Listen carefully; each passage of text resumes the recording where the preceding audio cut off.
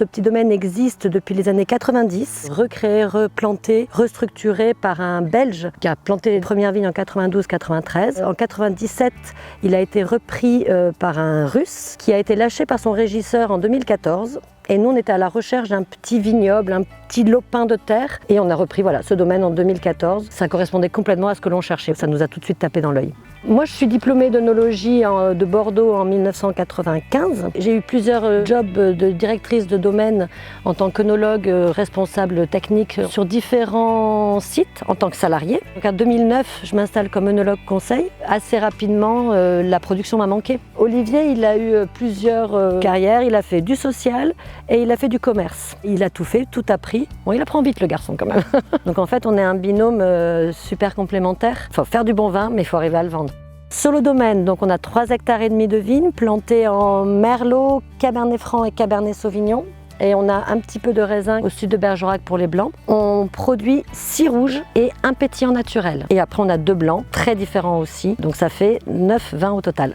Pendant les 10 premières années du domaine, jusqu'à il y a 2 ans, on ne vendait quasiment qu'aux particuliers. Accueillir des personnes ici au domaine pour des dégustations, pour des ateliers d'initiation à la dégustation, même des ateliers d'assemblage, des ateliers ludiques autour de faire du vin, apprendre et comprendre le vin. Ça permet de communiquer d'une façon horizontale avec les gens qui vont consommer notre vin. Moi, j'ai envie de leur expliquer ce qu'on fait, j'ai envie de leur transmettre nos intentions, notre passion de notre travail pour que quand ils dégustent la bouteille, ils se disent « Waouh, c'est chouette parce que j'ai rencontré le vigneron ». Ça va toujours mieux. Communication et circuit court, c'est ce que l'on recherche.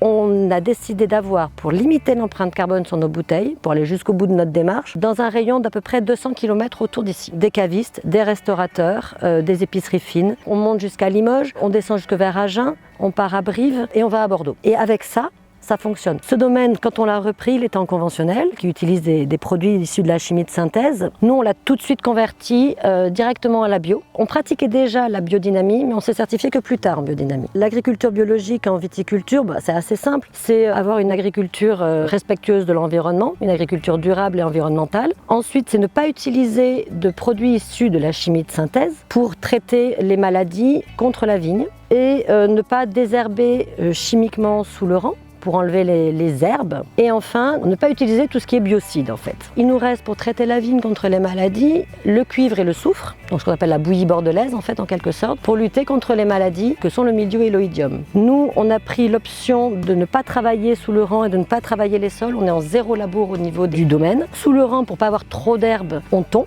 Et pour tout ce qui est les insectes, on les respecte et puis de toute façon quand tout va bien, les mauvais ne sont pas là. Enfin, je veux dire, c'est un équilibre qui se crée naturellement. Après au chai, il y a un cahier des charges pour la vinification biologique aussi. La biodynamie, qu'est-ce que c'est? C'est une agriculture en fait qui est du bon sens paysan. C'est avoir pour objectif que la vigne ou la plante ou l'être vivant que l'on cultive soit en bonne santé, en bon équilibre et un petit peu en respectant la biodiversité et l'écosystème qui l'entoure. Si elle est en bonne santé et qu'elle est en équilibre, elle tombera moins malade. Ça, on le fait grâce à des préparations qu'on appelle biodynamiques, passées à des moments du cycle physiologique de la vigne et du cycle cosmique et lunaire. Et c'est complémenté par beaucoup de phytothérapie. Au départ, on le faisait parce qu'on avait envie qu'elle aille bien. Et puis petit à petit, on a carrément demandé la certification. Pour moi, la vinification en agriculture biologique, il y a encore trop de choses qui ne nous correspondaient pas. Nous, au niveau du chai, on ne met aucun intrant. Et ça, dans le cahier des charges de la biodynamie, c'est comme ça. On a le droit juste au sulfite dans le cahier des charges au niveau du chai. Ça correspondait mieux, ça encadrait mieux ce que l'on faisait réellement. On a des raisins qui sont en meilleure santé, en meilleur équilibre, avec une plus grande fraîcheur. Comme c'est moins lissé par les produits chimiques, tant à la vigne qu'au chai, il y a une plus grande identité terroir. Il y a une plus grande vie dans la vigne, dans le sol et dans nos vins. Mais il y a aussi la patte de l'homme, le savoir-faire de l'homme. Je pense que quand on est en bio et encore plus en biodynamie, on a une attention super particulière sur nos pieds de vigne. On y est beaucoup plus présent, on est beaucoup plus en contact, on est beaucoup plus en fusion avec la vigne, les raisins, le chai. Et donc ça donne un résultat avec un rendement beaucoup plus terroir et beaucoup plus vivant. On a des vins assez vivants. Nous, la conversion à la bio, c'était une évidence. Je ne suis pas ici chez moi, je le partage avec l'environnement. Je ne suis pas plus propriétaire des lieux que cette plante ou cet oiseau ou cet insecte. Je mets ma petite brique à l'édifice sur le fait d'essayer de sortir de cet écocide qu'on est en train de réaliser.